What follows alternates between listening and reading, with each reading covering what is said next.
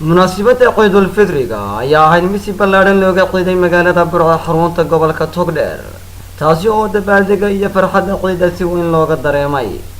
hoteelada waaweyn iyo goobaha laga qaxweeyo ayaa noqday qaar cidhiidhi ah kadib markii ay buux dhaafiyeen bulshada reer Burco kuwaasi oo si wanaagsan u wadaagayay farxadda ciidda isla markaasina hambalyo iyo salaan hawada isu marinayay. haddaba mar aan barafaar kala dhex qaadnay ayaan wax ka weydiinay dareenkooda sida ay farxadda Ciidul Fidriga ula wadaagayaan ummadda Soomaaliyeed. waxaana ugu horeyntii halkaasi hambalyo iyo bogaadi ka diray qaar ka mid ah mas'uuliyiinta gobolka Togdheer, aqoon-yahaneen waxgarad, dhalinyaro iyo bulshada qaybaheeda kala duwan kuwaasi oo dhammaantood salaan hawada u mariyay ummadda Soomaaliyeed.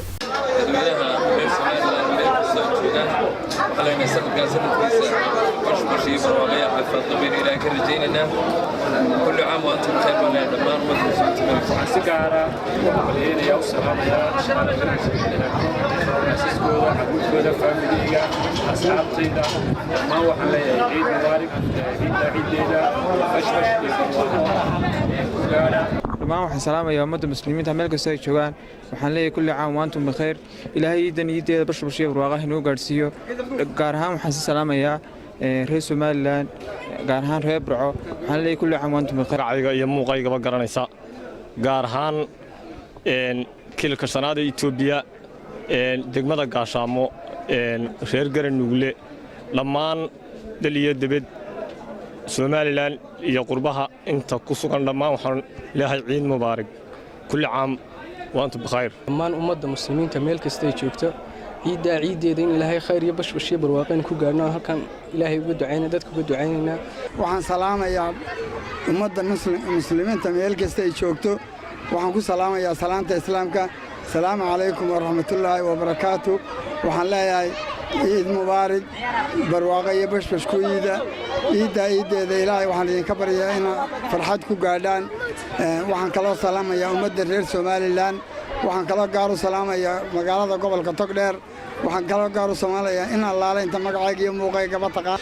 anigu waa Kiise Yuusuf Cilmi Burcaawiya. waxaan marka hore ka salaamayaa leeyahay ciid mubaarak madaxweynaha qaranka Jamhuuriyadda Soomaaliya Axmed Maxamed Siinaayo iyo marwadiisa madaxweyne ku-xigeenka iyo marwadiisa waxaan saddexda gole iyo ciidanka qaranka Soomaaliland jiidii hore jooga. waxaynu maanta ku jiraa maxay tahay ciidii karaamada iyo sharafka lahayd. salaamad baan u gudbinayaa dhammaan idil ahaan shacabweynaha reer Somaliland dibadda iyo gudo. waxaan leeyahay bisheeda sanadkeeda ku gaara guul iyo gobonimo ciise iyo sharaf waan idin hambalyeynaya. geesta kalena waxaanu booqanay qaar ka mid ah hoteelada dhawaan laga hirgeliyay magaalada Burco xarunta gobolka Togdheer kuwaasi oo aanu kula kulanay waxyaabo badan oo indhaha bulshada soo jiidanayay. Cafe Hotel waa mid ka mid ah hoteelada dhawaan laga hirgeliyay magaalada Burco. sida aragtana waxaa bartankiisa ku sugan boqolaal bulsho ah kuwaasi oo u yimid si ay ugu nastaan. dhanka kalena waxaa indhaha bulshadu qabanayeen agabka casriga ah ee carruurta lagu ciyaarsiiyo. agabkaasi oo isugu jiray leexooyin iyo qaybo kale oo badan.